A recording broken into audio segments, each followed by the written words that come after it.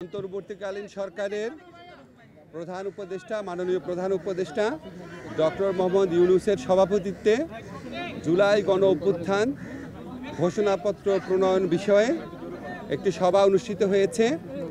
এই সভাতে বিএনপি, জামাত, হেফাজতে ইসলাম, বাম মঞ্চ, বৈষম্যবিরোধী ছাত্র আন্দোলন, নাগরিক কমিটি সহ জুলাই গণ অভ্যুত্থানে অংশগ্রহণকারী প্রায় সকল শক্তি এবং রাজনৈতিক দল উপস্থিত ছিলেন। এই বৈঠকে জুলাই গণ অভ্যুত্থান ঘোষণাপত্র প্রণয়নের ব্যাপারে ঐক্যমত পোষণ করা হয়েছে। সবাই বলেছেন এই ধরনের একটা ঘোষণাপত্র দরকার আছে, তবে এখানে অনেক সাজেশন এসেছে।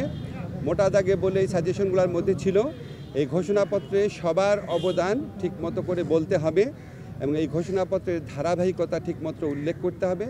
এই ঘোষণাপত্রের নেচারটা কী হবে, এটার পলিটিক্যাল বা রাজনৈতিক পলিটিক্যাল নেচার বা লিগ্যাল নেচারটা কী হবে সেটা স্পষ্ট করতে হবে।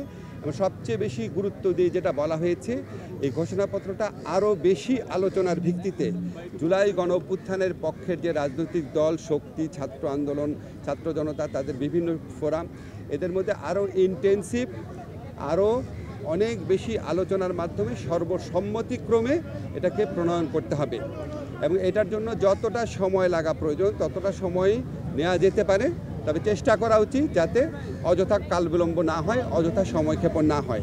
তো সবাই একমত পোষণ করেছেন সবার ঐক্যমতের ভিত্তিতে আরও নিবিড় আলোচনার ভিত্তিতে এই ধরনের একটি ডকুমেন্ট প্রস্তুত হওয়া উচিত।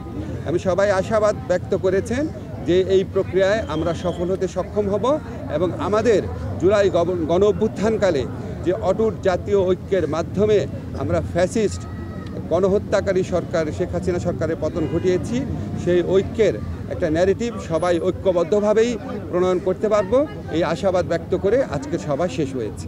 আপনাদের সবাইকে ধন্যবাদ।